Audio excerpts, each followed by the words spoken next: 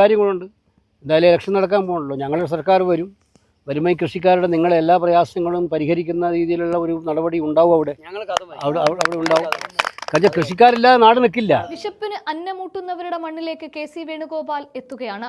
ആ മണ്ണിൽ പണിയെടുക്കുന്ന മനുഷ്യരോടൊപ്പം ചേർന്ന് നിന്നുകൊണ്ടാണ് കെ.സി. വേണുഗോപാൽ കർഷകരുടെ യഥാർത്ഥ പ്രശ്നങ്ങൾ കേൾക്കുകയും പഠിക്കുകയും പരിഹാര മാർഗങ്ങൾ തേടുകയും ചെയ്യുന്നത്. ഓർക്കണം, ഇതേ വഴിയിലൂടെയാണ് ഗോവിന്ദൻ മാഷ് എന്ന CPM സംസ്ഥാന പാർട്ടി സെക്രട്ടറി കഴിഞ്ഞ ദിവസം വികസന മുന്നേറ്റ ജാഥ നയിച്ചു കൊണ്ടുപോയത്. അതിനു തൊട്ടു പിന്നാലെയാണ് കെ.സി. പാലക്കാട്ടെ പെരുവമ്പയിൽ കർഷകരുമായി നേരിട്ട് കൂടിക്കാഴ്ചയും നടത്തിയത്.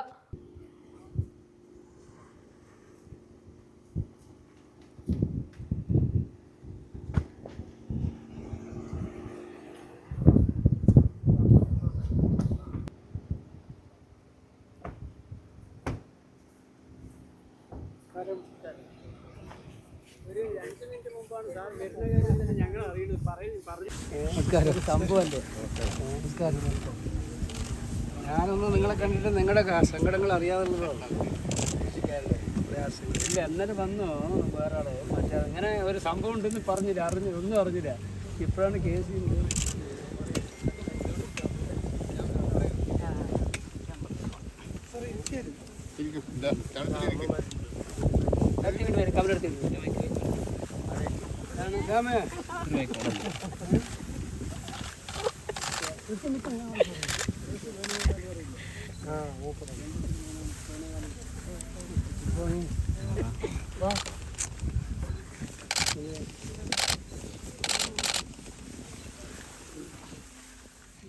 ലാഭമൊന്നുമില്ല സാറേ.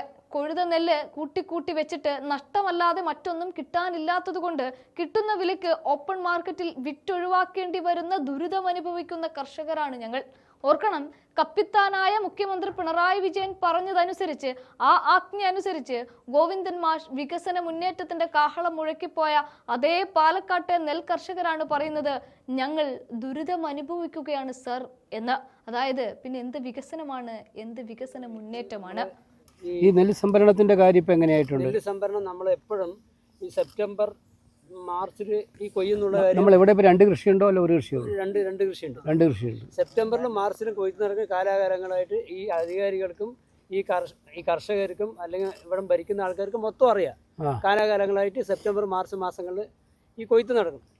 ഈ മാർച്ചിൽ കൊയ്ത്ത് നടന്നാൽ ഏപ്രിൽ ആകണം ഇവരുടെ എന്തെങ്കിലും ഒരു ചർച്ച വരണമെങ്കിൽ തന്നെ സംഭരണത്തിൻ്റെ കാര്യത്തിൽ തന്നെ സെപ്റ്റംബറിൽ കൊയ്ത മഴ സീസണിൽ നവംബർ ആകും ഒരു എഗ്രിമെൻറ്റ് ചർച്ച ചെയ്യാൻ.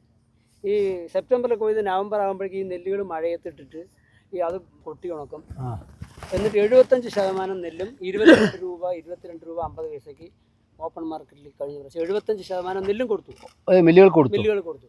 കൊടുക്കാൻ നിർബന്ധിതരാകുകയാണ്. സിവിൽ സപ്ലൈസ് കോർപ്പറേഷന്റെ റോൾ എന്താണ്? സിവിൽ സപ്ലൈസ് കോർപ്പറേഷൻ നെല്ലെടുക്കാൻ പറയുന്നുണ്ട്. നെല്ലെടുക്കാൻ പറഞ്ഞാൽ നമ്മൾ കൊയ്ത്ത് കഴിഞ്ഞിട്ട് ഒരു മാസങ്ങൾ കഴിഞ്ഞാലും അവർ നെല്ലെടുക്കേണ്ടതുണ്ടാവില്ല, എടുക്കില്ല. അപ്പോൾ ഞങ്ങൾ എന്ത് ചെയ്യണം? എവിടെ കൊണ്ട് വെക്കും? ഇപ്പം നമ്മൾ നിലവിൽ നടന്നുകൊണ്ടിരിക്കുന്നത് പുറത്ത് ഓപ്പൺ മാർക്കറ്റിൽ കൊടുക്കും. അത് 22 രൂപ 22-22.50 മാക്സിമം. 18 കൊടുത്തിട്ടുണ്ട്. അവിടെ കൊണ്ടുപോയി അവർ ആ വിലയിൽ തരുന്നു. അങ്ങനെ ലാഭകരമാവുന്ന കൃഷി ലാഭമല്ല. വേറെ ഞങ്ങൾ എന്ത് ചെയ്യും? പിന്നെ ഇതിനെ വെച്ചിട്ട് എന്ത് ചെയ്യാൻ പറ്റും? കൃഷി ചെയ്യുന്നത് അത്രയ്ക്ക് പാപമാണോ എന്നൊരു ചോദ്യം കെ.സി. വേണുഗോപാൽ ഇവിടെ ചോദിക്കുന്നുണ്ട്. കിലോയ്ക്ക് 6 രൂപ തോതിൽ കിട്ടിക്കൊണ്ടിരിക്കുന്ന പ്രോത്സാഹന സബ്സിഡി ഇപ്പോൾ കേരള സർക്കാർ നൽകുന്നില്ല. കേന്ദ്രം പറഞ്ഞിട്ടാണ് നൽകാത്തത് എന്ന് കർഷകർ നിരന്നു നിന്ന് പറഞ്ഞപ്പോഴാണ് കൃഷി ചെയ്യുന്നത് അത്ര പാപമാണോ എന്ന ചോദ്യം പാർലമെന്റിൽ താൻ BJP ഭരണകൂടത്തിന്റെ മുഖത്ത് നോക്കി ചോദിച്ചിട്ടുണ്ട് എന്ന് കെ.സി. പറയുന്നതും. സബ്സിഡി ഇപ്പോൾ കേന്ദ്ര ഗവൺമെന്റ് ഇപ്പോൾ പറഞ്ഞിരിക്കുന്നത് 6 രൂപ 31 പൈസ സംസ്ഥാന വിഹിതം നിങ്ങൾ കൊടുക്കണ്ട, അത് ഞങ്ങൾക്ക് മറ്റേ ബാധ്യത ഉണ്ടാക്കണമെന്ന് പറഞ്ഞു കഴിഞ്ഞാൽ പിന്നെ ഈ നെൽകൃഷി ഉപേക്ഷിക്കുക. അതായത് ഇപ്പൊ 23.something ആണ് കേന്ദ്രം തരുന്നത്. ഇതിന്റെ 6 മുളം കൂടിയിട്ടാണ് 30 രൂപയായിട്ട് മാറുന്നത്. ഇപ്പൊ 6 ഞാൻ ഇന്നലെ പാർലമെന്റിൽ പ്രസംഗിച്ചു, നിങ്ങൾ കണ്ടിട്ടുണ്ടോ അറിയില്ല. ഈ ഓർഡർ എടുത്തിട്ട് ഞാൻ പ്രസംഗിച്ചു. ഇവരുടെ പാർലമെന്റിലെ കേന്ദ്ര ഫിനാൻഷ്യൽ എക്സ്പെൻഡിച്ചർ സെക്രട്ടറിയുടെ ഒരു ഓർഡറാണത്. അത് പറയുന്ന വാദം വിചിത്രമാണ്. ഞാൻ അതും കൂടെ പറഞ്ഞു തമാശയാക്കിയിട്ട്. അതായത് നെൽകൃഷി കൂടുതലായിട്ട് വരുന്നതുകൊണ്ടും ഉൽപ്പാദനം കൂടുന്നത് കൊണ്ടും ഇതിൻ്റെ ആവശ്യമില്ല എന്നാണ് കേന്ദ്ര ഗവൺമെൻറ് കണ്ടുപിടിച്ചിരിക്കുന്നത്. അപ്പോൾ നെൽകൃഷി ചെയ്യുന്നത് ഒരു മഹാപാപമായി പോയോ കുറ്റമായി പോയോ എന്ന് ഞാൻ ചോദിച്ചു പാർലമെൻറ്റിൽ. അപ്പോൾ ഇത് കൃഷിക്കാരനെ സംബന്ധിച്ചിടത്തോളം നെൽകൃഷി, എനിക്കറിയാം കുട്ടനാടും ഞാൻ നിൽക്കുന്ന സ്ഥലമായതുകൊണ്ട് അവിടെ ഇത് തന്നെ സ്ഥിതി. ഈ പാർലമെൻറ്റിൽ ഈ വിഷയം ഉന്നയിക്കേണ്ടി വന്നു. നമ്മുടെ പുതിയ സർക്കുലർ ഈ 6.25 ഉറുപ്പ്യേൻ്റെ. അപ്പോൾ ബഡ്ജറ്റിൻ്റെ ചർച്ചയായിരുന്നു ധനകാര്യമന്ത്രി ഇരിക്കുന്ന സമയത്ത്. അപ്പോൾ അവിടെ വെച്ച് ഞാൻ പറഞ്ഞു, ഇതിനപ്പുറം ഒരു വലിയ ക്രൂരത കൃഷിക്കാരോട് കാണിക്കാനില്ല.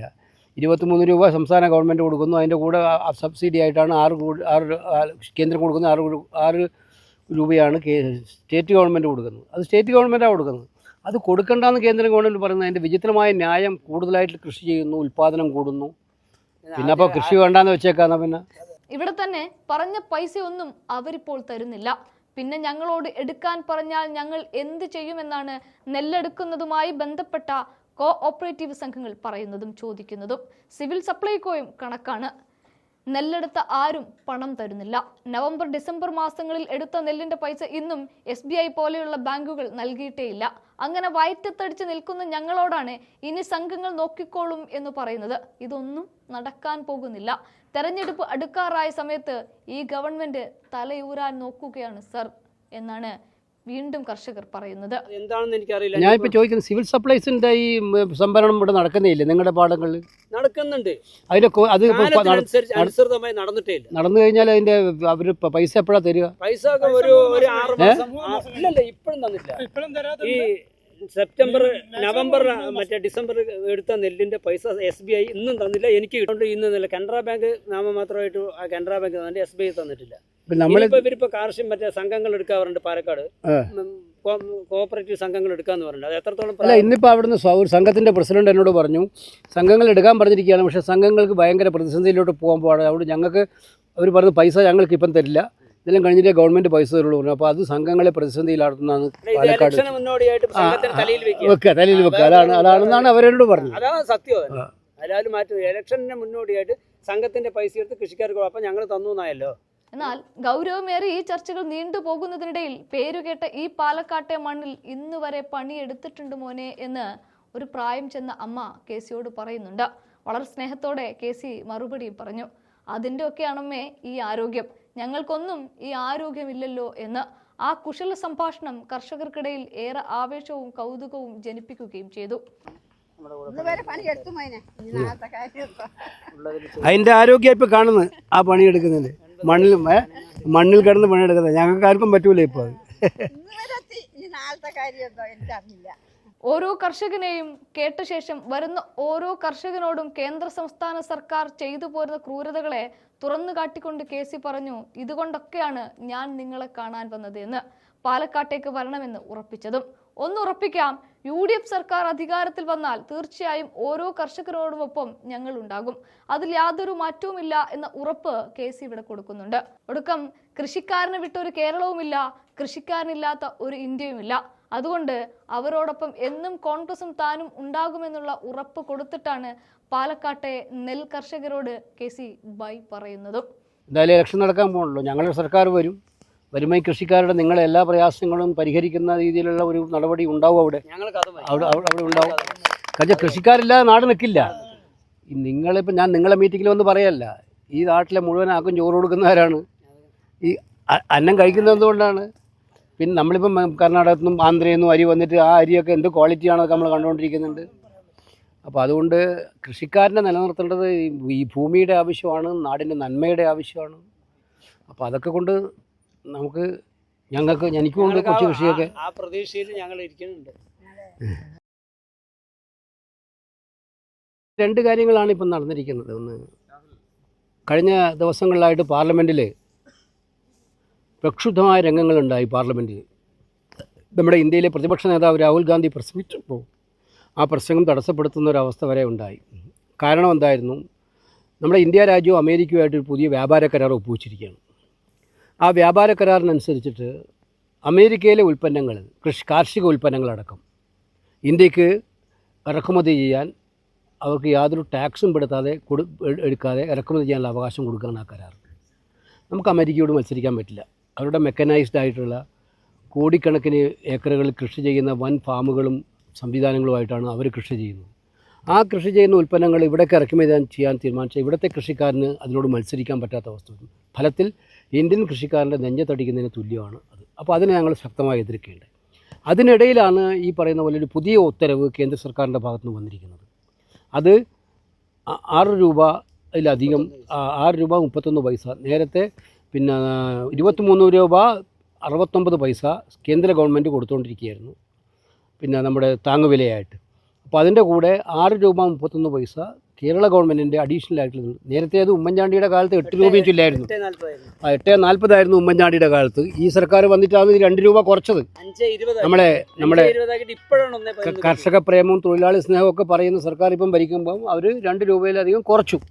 ആ കുറച്ച 6 രൂപയും ഈ 6 രൂപയും കൂടി ഇല്ലാതാക്കാൻ വേണ്ടിയിട്ടാണ് പുതിയ ഉത്തരവ് വന്നിരിക്കുന്നത്. അപ്പോൾ ഫലത്തിൽ കൃഷിക്കാരൻ്റെ നെഞ്ചത്തടിക്കുക എന്നുള്ളത് തന്നെയാണ്, കൃഷിക്കാരനെ തീർക്കുക എന്നുള്ളതാണ്. എന്തുമാത്രം പ്രയാസപ്പെട്ടിട്ടാണ് നമ്മൾ കൃഷിക്കാരൻ ഈ കൃഷി ചെയ്യുന്നത്.